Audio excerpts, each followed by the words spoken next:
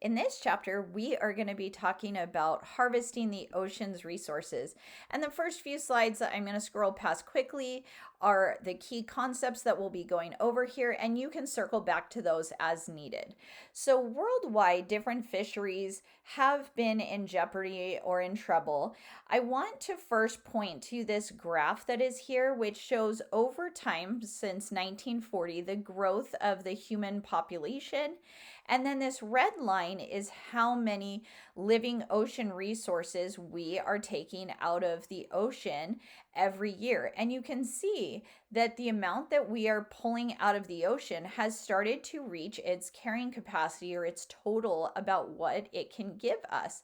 And it might seem like, well, that's good that we're taking a certain amount from the ocean and it's not going up exponentially. But what this graph actually tends to show is more that we have hit our limit as to what we can take from the ocean. And in fact, some of the ocean is showing that it's going into decline where it can't give us as much as what it was giving us before. In other words, it's a little bit in jeopardy.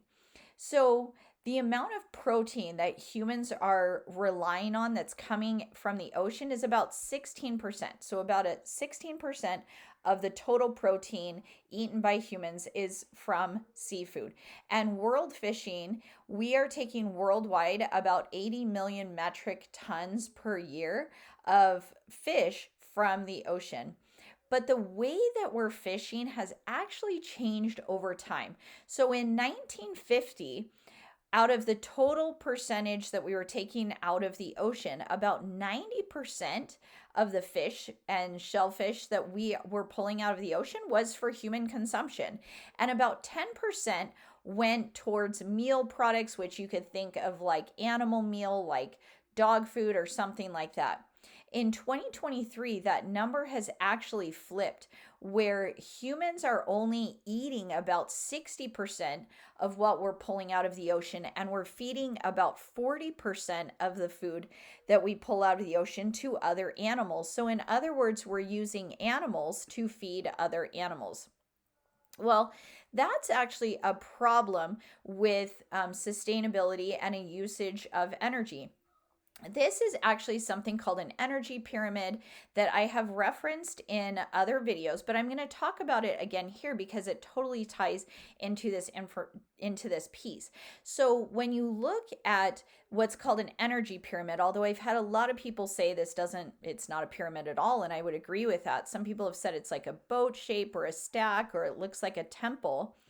And that's because this represents the total amount of energy in an ecosystem that moves to the next level.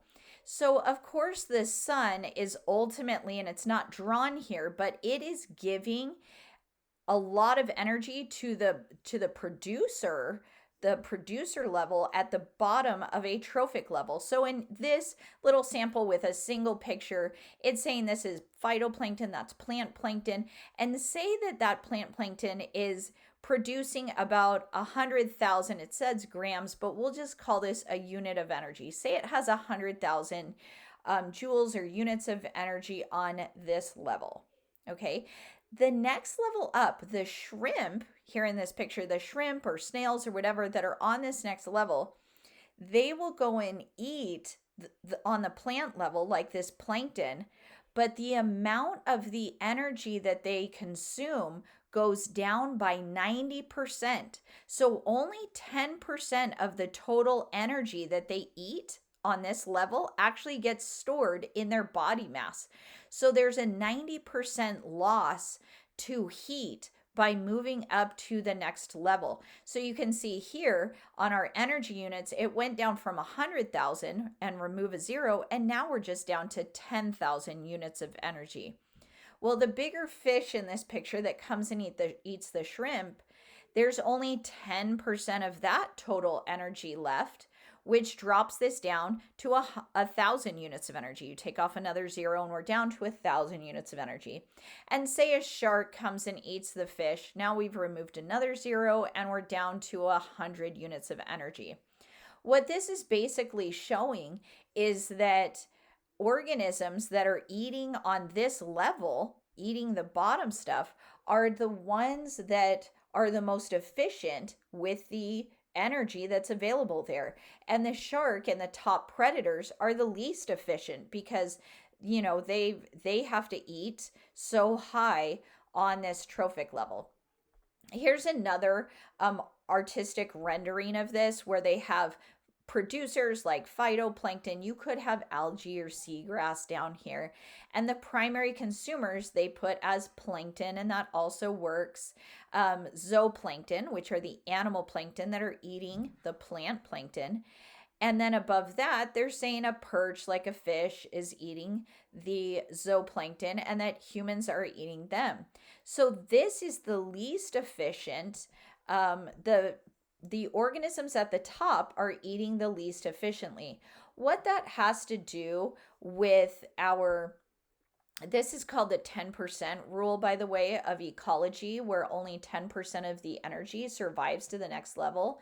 Where this is significant is going back to this slide where we're saying before 90% of what we pulled out of the ocean as fish, humans would eat, but 10% we were feeding to other animals. Well, today we are actually wasting 40% of the fish that we are pulling out of the ocean, and we are wasting that fish on feeding other animals. So in other words, we're feeding animals to animals. It would actually be a lot more efficient if we had protein from ocean plant material that we were feeding to animals instead. So that's the 10% rule of ecology and how we've become less efficient over time. And we should work towards ways that are more sustainable over time. So there's greater waste in this, and it just wastes a lot up the line.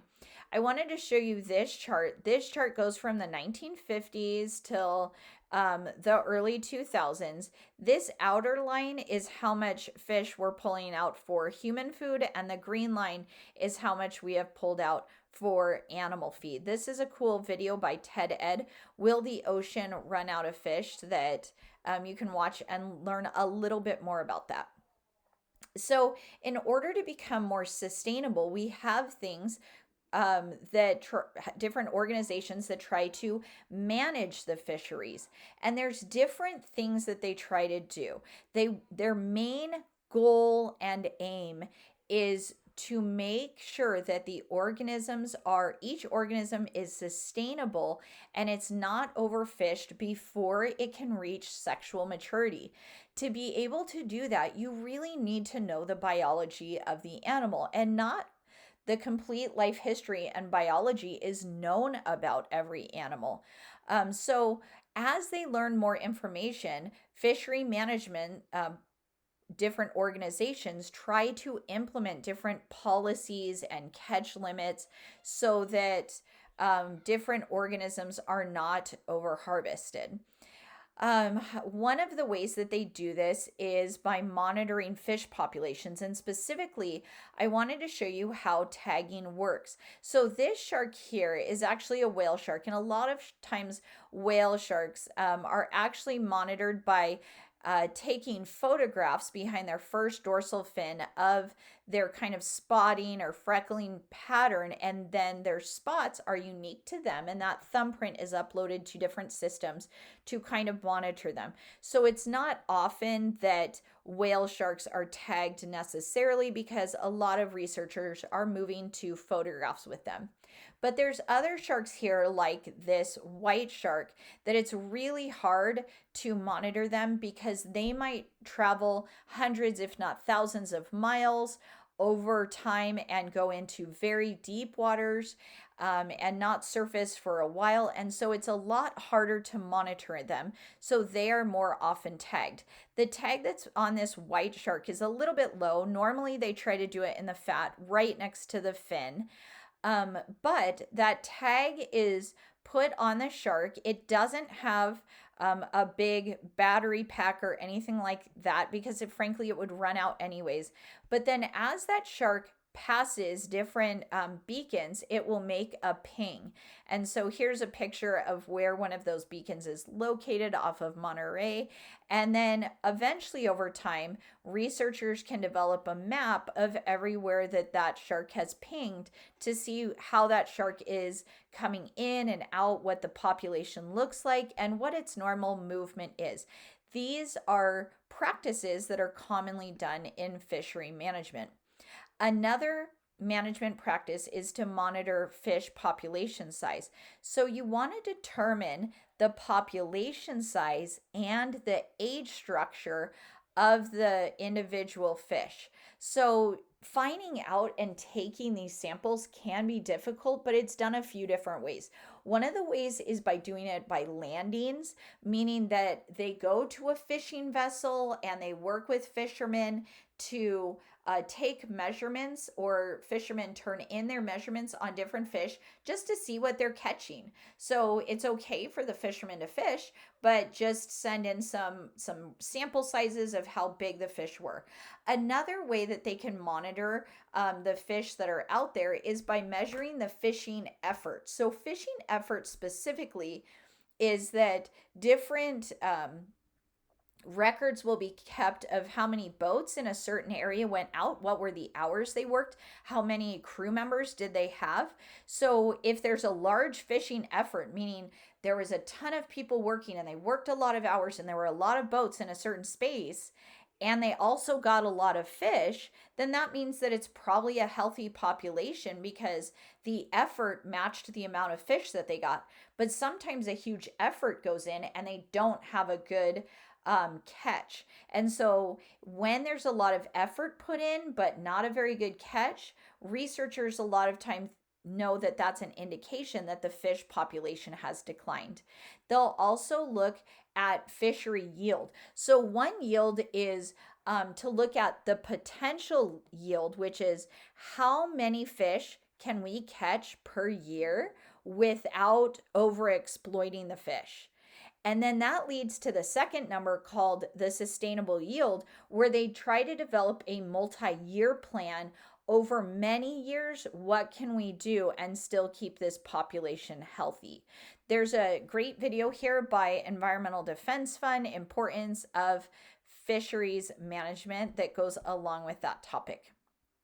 So in monitoring fish populations, sometimes monitoring one fish or allowing a certain catch of a certain fish will actually hurt populations of another fish. So in the Gulf of Maine, they were allowed in this example to catch more cod, but that cod were also caught partially by dredging. Well, the dredging killed a lot of bottom dwelling cod, but it also disrupted the ecosystems. So by allowing the catch of one organism and saying, hey, this isn't, you can catch a lot of cod this year, it ended up wreaking havoc on these other populations. So a lot of times in these monitoring practices, they try to take a full ecosystem approach where they consider all the living organisms in the ecosystem and try to come up with the most sustainable possible plan that will have the least impact overall on organisms as a whole. And obviously, not everything's going to be protected in that, but they just do their best and do an ecosystem approach. This is actually a picture of before and after an area was dredged on the seafloor. You can see that this is a healthy little reef that's going on there. And afterwards, there's this really pretty crumbly sand that's there, but it's at the expense of killing this whole reef. So this is an image from the Minahan Science Journal of what happened to this reef. This is a video by Monterey Bay Aquarium, how seafood is caught using dredging. That is the baskets that are pulled along the bottom of the ocean, and it's just an informational video that shows you how that works. So we have a list of what's called the 200 most valuable fish that we have. And of the 200 most valuable fish, think tuna or think cod or different popular fish that's out there, orange roughy, things like that. Well, out of the 200 most valuable fish, oh, salmon should totally be on that list. 60% of those fish are currently being fished right at their limit. Like if you go further, they are going to be in decline. They're either being caught to the limit or they're actually being caught over their limit. So 60% are being pushed to the brink of what their species can handle or past that. And only 40% are being like sustainably caught. So basically, fish are being caught faster than they can reproduce. And one of the negative things that we kind of do is, in many cases, in hunting on land and in the ocean, is that we often try to harvest the biggest that's out there. Well, that makes a lot of sense because then you can catch one fish instead of two fish for the same size, except for sometimes genetically we're actually always catching the largest. And so if the largest are always caught, then the ones that have the largest genes are not being able to breed before they're killed, and so we're genetically selecting for a smaller and smaller fish. So it's something to keep in mind with fishery management. So, one thing that occurred is trawling. And in the 1930s to the 1950s, Northeast cod basically had a 40% chance from going from a small little baby cod to adulthood. So, about, a baby cod that was born, about 40% of them made it into adulthood. After trawling in this area, only 2%. And trawling is the practice of leaving a net, pulling a net behind a boat and just pulling in all the fish that you get. Now, Northeast cod actually only have a 2% chance of making that. So overall, this reduces not only the population size, but it reduces genetic diversity, because before we had 40% making it to adulthood. Well, now only 2% of genes are making it to adulthood, which makes it so that all the fish are related. And that doesn't seem like a big problem in fish, except when there is disease and other problems that come through. There's not very much genetic diversity that's there. One test case that I want to talk to you about is orange roughy. In the 1980s, it became suddenly very, very popular. This kind of not very good looking, uglier fish called the orange roughy was discovered off of New Zealand and in huge populations in it. And I am not a fish eater, but a lot of people thought it had a great taste for fish. And so it was sold like gangbusters in the 1980s. Well, the problem is then once it was actually studied, it was found that orange roughy lives for about 50 years, but they don't start breeding until they're about age 20.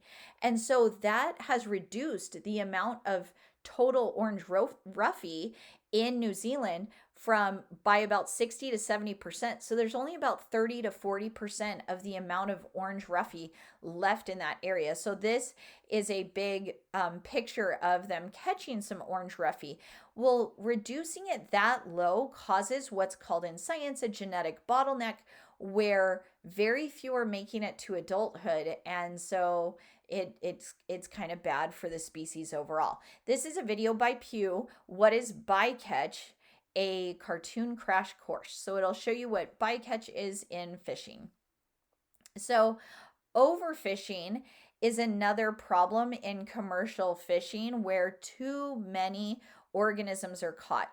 And we're going to talk about different problems that are faced, like changes in species diversity or changes in habitat or controlling overfishing. So around each country for about 200 miles have been established, these spaces have been established as coastal zones around each country to say, hey, you are the host country here. These are your fishing grounds and you can control who is coming in and out. Another way that fishing is being controlled is developing a taste in the market for new types of fish. So there is a fish called pollock, which is often now used as a substitute. It's just a regular fish, but it's got the same texture, it's close to the same texture as like crab or shrimp or lobster. And so it is flavored to taste like crab or lobster and sold as an imitation meat. And it's a little bit cheaper for customers. So when you are looking for sustainable foods, I want to point out that you, as the customer, control a huge part of how fishing is done. And if you vote with your dollars by buying sustainable fish, or if you just go and buy whatever kind of fish, you are actually partially influencing the market. Anytime you go and buy fish, you can look for this type of labeling to see if it was sustainably sourced or at least partially monitored. And if you don't ever know, you can just do a quick search on the internet on your phone to see if the fish that you're eating is actually sustainable. So this is a video by Digit Pro, Sustainable Fishing and Consumers' Responsibility and Determining the Future of Fisheries. So in commercial fishing, I want to talk to you about a few different ways that they actually collect and harvest the fish. One of the ways is they put out these drift nets. A drift net is actually brought out by a boat and it's held up by these buoys. Usually the boat goes and puts out the net and then it doesn't really stay and babysit the net. They'll maybe put out several nets overnight. Then in the morning, they actually collect everything that just got caught in the net. And so even though it's like, well, that net wasn't even closed, how did something get caught in it? Because it's a fish or a squid. And they don't really think about this too much. And so they get caught up in the net. The problem with drift nets is that you can have a lot of poorly caught organisms. Like say this sea turtle here, this sea turtle is a reptile. This sea turtle needs to go up to the top and breathe every once in a while. And if it's weighed down by this heavy net, it will drown by morning when you come back to get the net. So there's a lot of incidental catch, and this can be a very wasteful practice because it's not monitored overnight. This is a video by Fish Safe BC, West Coast Fishing. This is called purse seining, and this video is called seine. You can see how seining works, and we will talk about that in a minute. So in commercial fishing, there can also be very wasteful and destructive practices. So this little like picture here, infographic asserts that 300,000 whales and dolphins are caught by bycatch in throughout the world each year. How true that is, I don't really know, because in many ways it's not reported by a lot of countries. One practice is done called trawling, where basically this is like pulled behind to catch shrimp and scallops, but it can be really destructive. It's thought that trawling actually captures about 45,000 sea turtles annually, with about 12,000 of them dying every year. Another wasteful practice that we have is inefficient use of the animals. So you can see here that they have a big fishing catch, but this shark actually passed away too in this catch, and the shark's probably not going to be used. I put this picture here because I didn't want to put the picture of actual shark finning because it kind of makes me sick. But shark finning is the process of pulling up a bunch of sharks and just cutting off their top dorsal fin for shark fin soup and then throwing the shark back in the water. Well, you would think that the shark maybe could survive without their top fin, but they actually go and end up bleeding out and dying and just falling down to the bottom of the ocean. It's a total waste of the shark for just a bowl of soup. And like that shark, in some ways, you could at least harvest, if you're going to kill it, at least harvest the rest of the body for some kind of other product. But because that's a waste of the space for the fishermen, they just end up cutting off the fin and throwing the rest of the shark away. And so good practices. We're going to talk about some good practices now.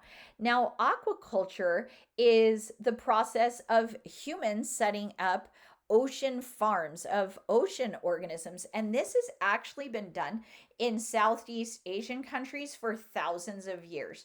So about 38% of our fish and shellfish supply has been coming from aquaculture, which is great. And I also want to point out that a lot of times this is actually done in what we consider the ocean deserts. So I've mentioned it in other videos before, but I'll mention it again here, that there are some places in the ocean where hardly anything grows. It's not near land, so it's not getting runoff from the land of nutrients. And it's so deep in the water that different plant life can't attach at the bottom and grow. And so these very way far out there areas of the ocean often don't even have very much plankton. There's just not much going on in these ocean deserts.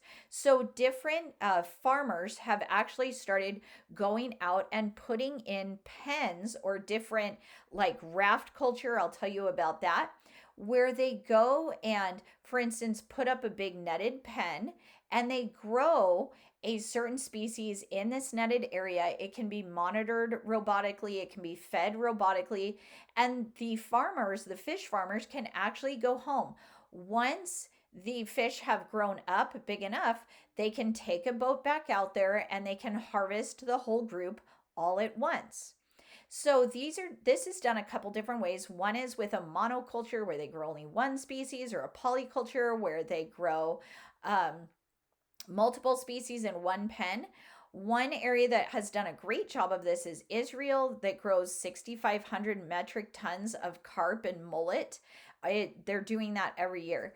So one other process I want to point out is called raft culture, and it's hard to tell from this picture, but I wanted to show you this lower part looking up.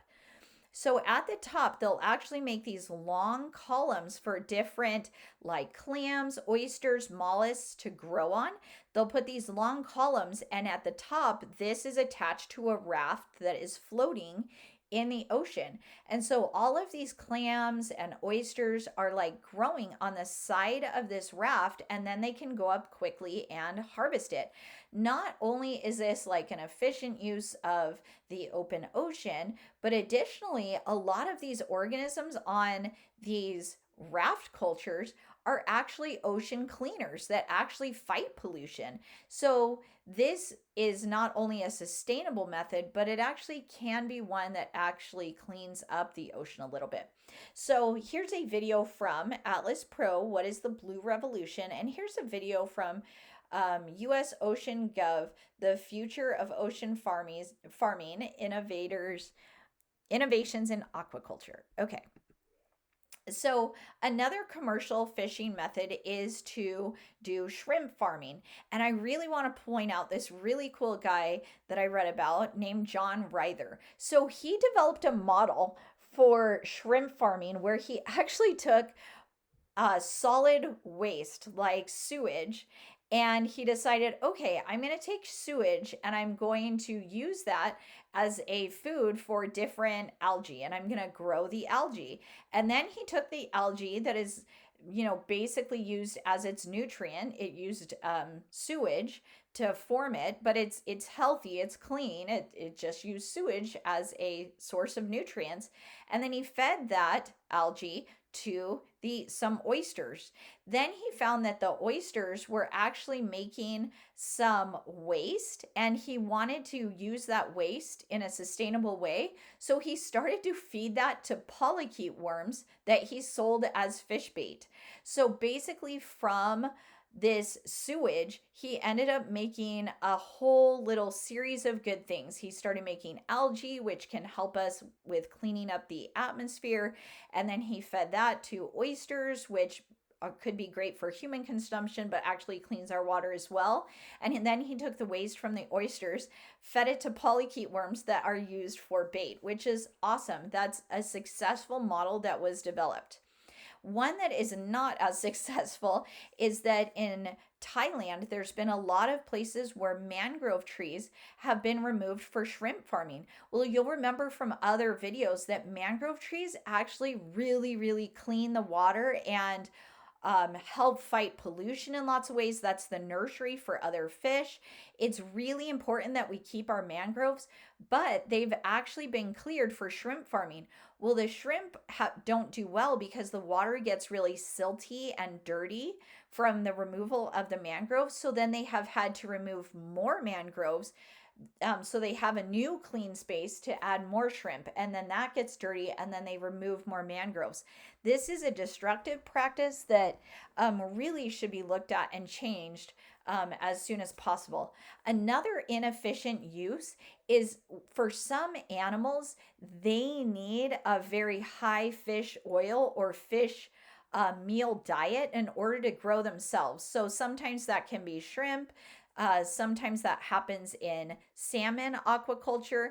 So maybe we need to look at getting away from eating as many of those kinds of foods just because they are less efficient than other ones. Also, when we grow animals in a really close pen like that, fish in a really tight pen, there can be a lot of disease where they have to be given antibiotics or different pesticides have to be released on them. And so that lowers the quality, and a lot of people don't want to eat that. And so that becomes a problem too.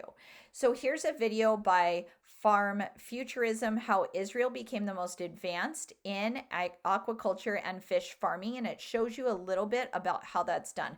It's actually a really cool process. So, we're going to look at commercial fishing and a few different case studies of what has happened to different organisms. This little gift right here is of anchovies, and anchovies are a tiny little fast growing fish that stays in big schools, so you can wrap them up in a net real quick and harvest them really quickly in the ocean. They actually are the world's largest fish catch because they live in these dense schools. In 1972, there was a record catch of anchovies, but that was highly reduced in 1973. I want you to look at this graph, and you can see at different points on this map or on this graph, there were different El Ninos that affected these fish populations, the anchovies. So when El Ninos happened, many times the fishing in the years that followed were either not very good years or it actually had a dip afterwards. Well, sometimes when we fish a lot in an area that's also been hard hit by environmental damage, even if it was natural, like in El Nino, it really double stresses that population. So, in human terms, generally, if an area like a city or a state has been hard hit by something like a hurricane, we don't go in as humans to that area that's been hard hit by a hurricane and say, hey, I'm so sorry that you had that hurricane. But next year, we need just as many products and services coming out of your cities immediately, or maybe even a little extra. We would never go in as humans and ask other humans to do that, but a lot of times we do that to ocean organisms where there is something like an El Nino and we expect the harvest to be just as big, or we harvest them just as readily, even though they have had some kind of destruction in the year before.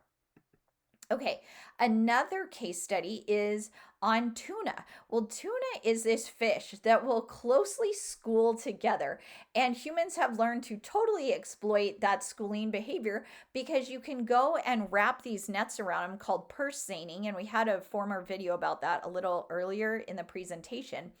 But purse seining is where the fish is schooling, and so the boats will go and wrap a net around the fish. They will grab both ends of the net, and then they'll basically pull a looped string through, like a wire actually, through the net to kind of close it off like you would with a little like money purse. So that's called purse seining. Well, the problem is that because dolphins or tuna schools, it's not just humans that have discovered that, dolphins have discovered that too. So dolphins will often follow the tuna right into the net, and lots of dolphins die that way. So specifically in 1972, this hasn't been really counted that closely, by the way, because in lots of people don't report what's actually going on. But in 1972, it was estimated that about 500,000 dolphins were killed worldwide by this practice. Well, people were outraged and thought that was way too many. So in 1972, they also introduced the Marine Protection Act, and they set a limit to 20,500 dolphins that could be killed per year in this practice.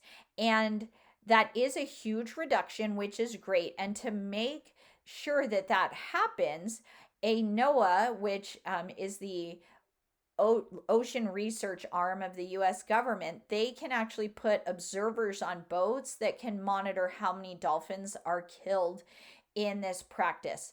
So, interesting. This has caused, by having this act and by having observers there, fishermen have done the slightest adaptation to their methods, which has saved a lot of dolphins' lives. So, one of the things that they do is called backing down, where they actually go and they close the net, but then they let the net sink a little bit. All of the tuna just will stay at the bottom. I don't know why they don't like to swim out, but they'll kind of stay at the bottom. But the dolphins, when they see this net, they do, and it backs down and it lets them out.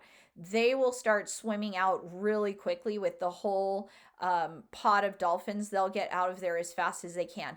Just this tiny little modification has saved tons of dolphins. And now a lot of tuna companies have committed that they will only buy tuna from fishermen that have very few or no dolphin deaths, and they will only buy what is labeled, and they'll label their tuna as dolphin safe. So you can find that on most tuna in the United States.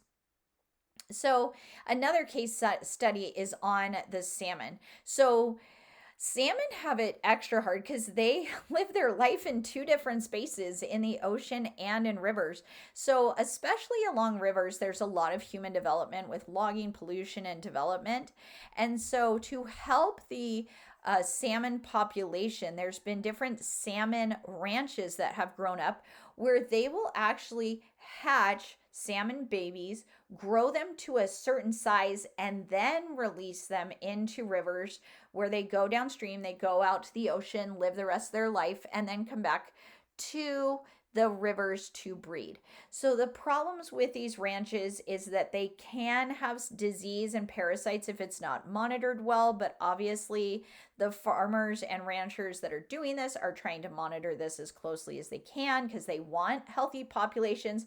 But also the ranchers that are doing this sometimes find that they're releasing all of these babies, and then they're going out to the ocean and some other group is catching them while they're at sea. So they don't always get the return on investment that they want with this practice. So this is what this looks like in pictures. They grow the eggs up at different hatcheries, and then they wait until the juveniles are large enough to release in the water. They stay in the lakes and streams for a little while, but mostly migrate down to the ocean where they live for a couple years and then come up to spawn again. So that's how that is happening. Another case study has to do with shellfish. So shellfish, if you don't know what that is, that can be anything with a shell like clams, oysters, or crustaceans like lobster, shrimp, or a crab. Everything I just said is really expensive. So this is a very, very valuable commercial fishery in the United States and in Mexico. These guys, even though many of them will actually clean the waters, they can actually be very hard hit by pollution and red tides, blooms that cause a ton of plankton to grow all at once and often like chokes out and uses all the resources. They can be hard hit by that. One different fishery in here that I wanted to highlight is the king crab fishery. Once it was as high as catching the king crab, once was as high in 1980 as catching 84,000 tons of king crab were caught in 1980. 84,000 tons is 168 million pounds. That's a lot. 168 million pounds were caught in 1980. Well, after that, There was a huge collapse to where now for many years in a row, even with a lot of regulation and monitoring these populations, it has never recovered to even close to that. Today, they're getting about 7,000 tons a year today, and that's with a lot of regulations. So we really have to be careful with how we are using these populations. King crabs have this life history where they actually migrate and will congregate in common places and kind of hang out where they tend to get fished up all at once. So this is a video by Sea Fishing Video.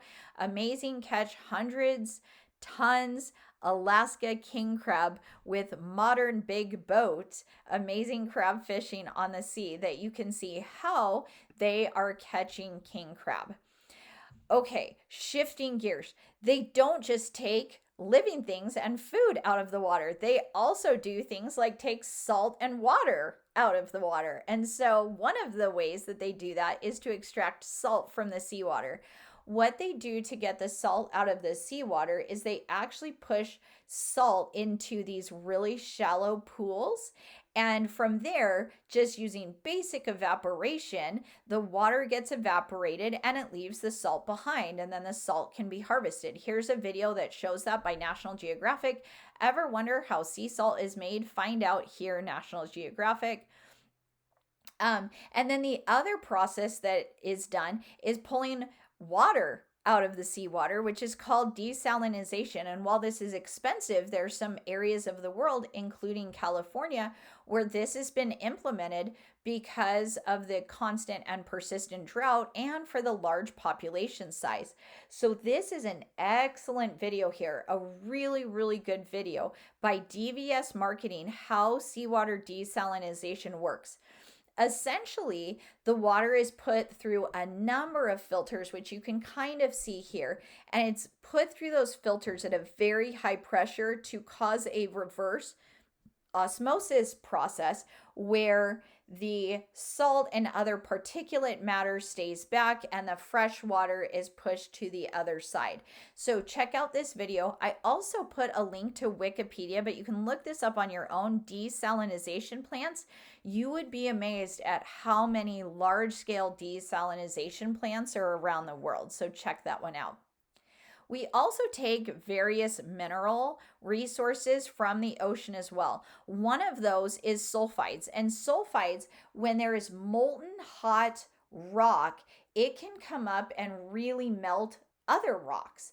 And as it melts other rocks, it causes all of these fractures.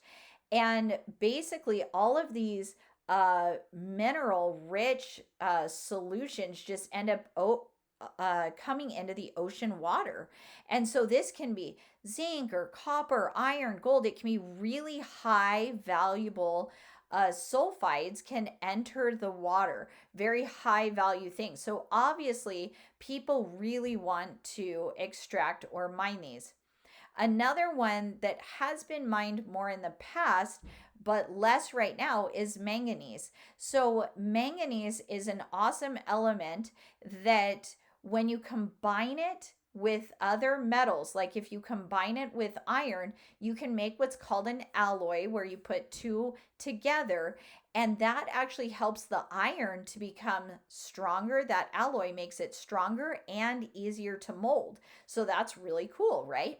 Or you can combine manganese and copper, and that combination actually makes the copper become more sensitive to temperature. And as you know, copper is used a lot in electrical things, so that's really cool. It's found deep on the ocean floor. This is a video by Insider Business. A new mining ship sucks metals off of the ocean floor. Is this a good idea? By Big Business.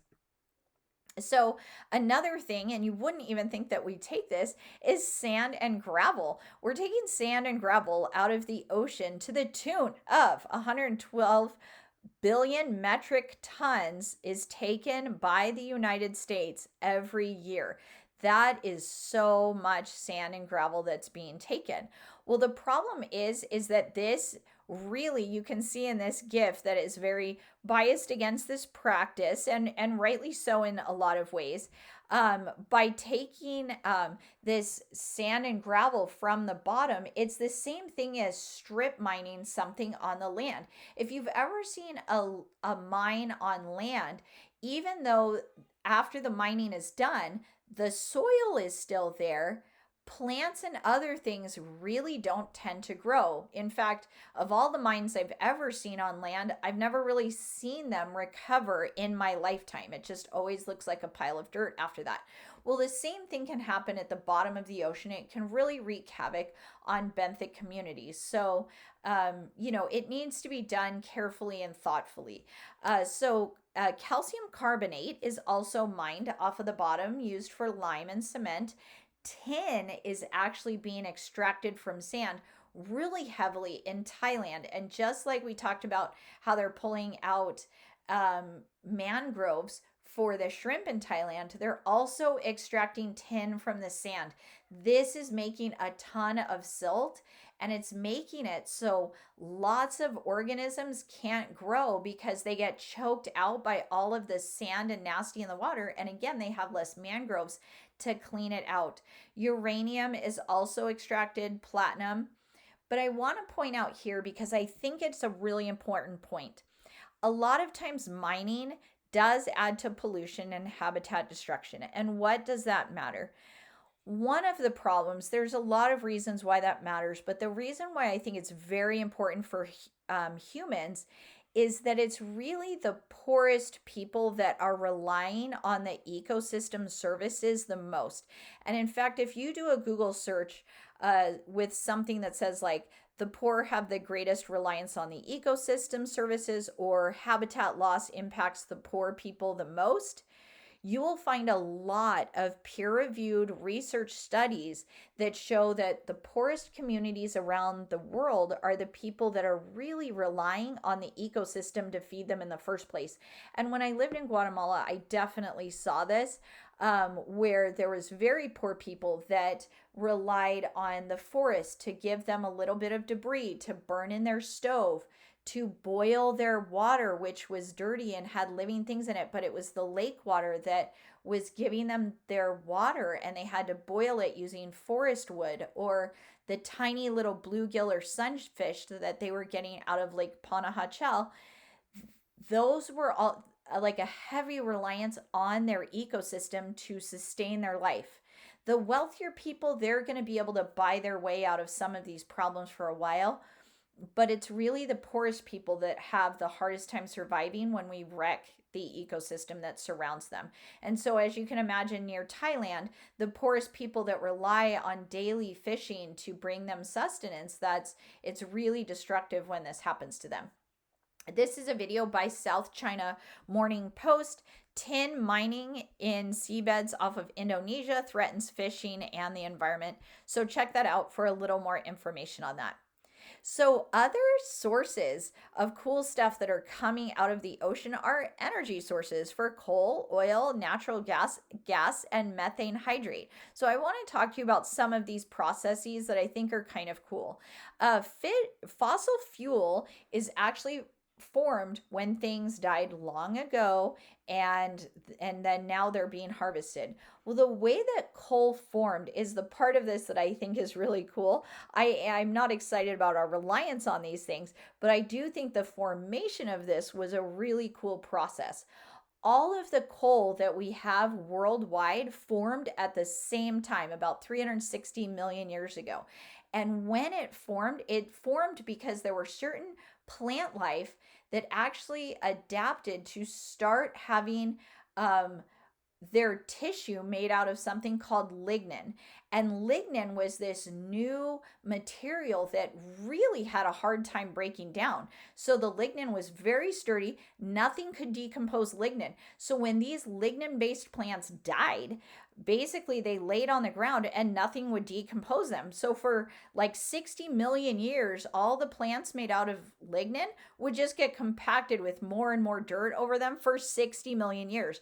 Well, eventually a bacteria came around that started being able to digest and use lignin, which was great. but then 60 million years of lignin was already buried. So that got buried deep down. So there's a tiny little picture here, and then this GIF also shows the same process, that there was living plants that died and became lignite, and that got buried over time and became coal.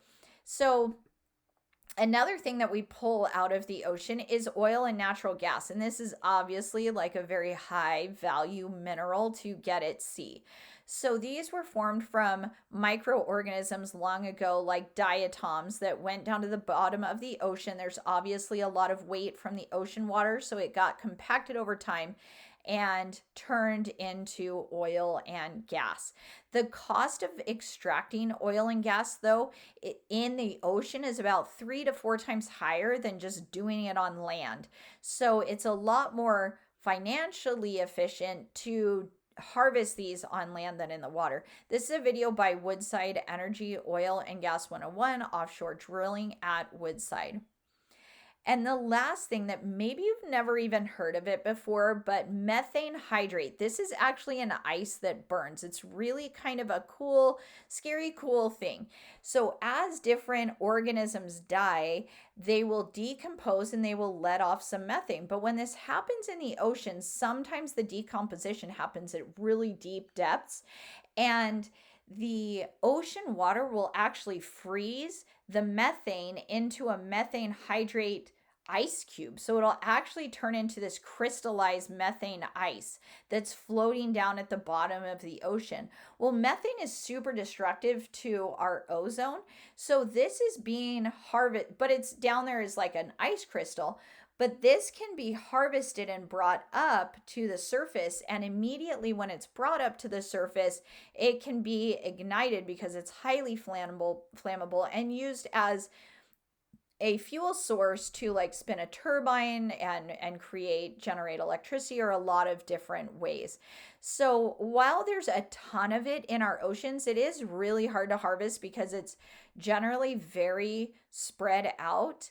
But here's a video from Cengage, China's first gas hydrate extraction success. So you can watch that. That is the end of our video, and I hope you learned a lot about harvesting the ocean's resources. And in the next chapter, we are going to be talking about ocean stewardship and sustainability.